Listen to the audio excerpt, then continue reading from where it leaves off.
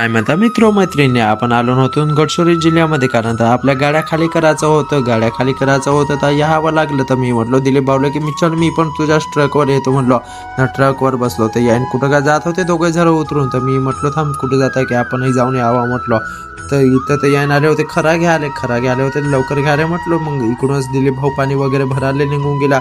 आता प्यायचं पाणी नव्हतं ना आपल्याजवळ. तर काय मग हात टाकला तर वाकला तर चमकायला लागला रे बाबा. ह्या गाड्या कोणाच्या होत्या, बहुत खतरनाक दिसत होत्या आपणाल्या. भाऊ पहिल्यानं मला बहुत भारी पोच द्यायला लागला. आता तर मी पण म्हटलं पुन्हा एकदा दे भाऊ, पुन्हा मी पण व्हिडिओ काढतो तुझ्यासोबत म्हटलं.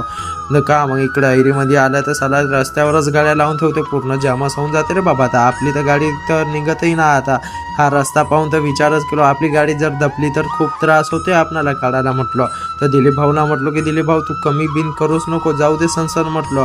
तर मग आपण पोचलो ना आता आपल्या लोकेशनवरती आलापल्लीमध्ये पोचल्यावर तर म्हटलो यायला की जा तुम्ही तिळफाळ वगैरे सोडून घ्या लवकर ना, गाडी खाली करून टाका म्हटलं. तर मग काय एक एक गाड्या उचलणं चालू केलेच होते आपल्या. मग याच्या वेळी आपण कारमध्ये आलो दुसऱ्याच्या, आता कोण का बाबाच्या ओळखीचा. तर चला मित्रांनो भेटू, बाय बाय.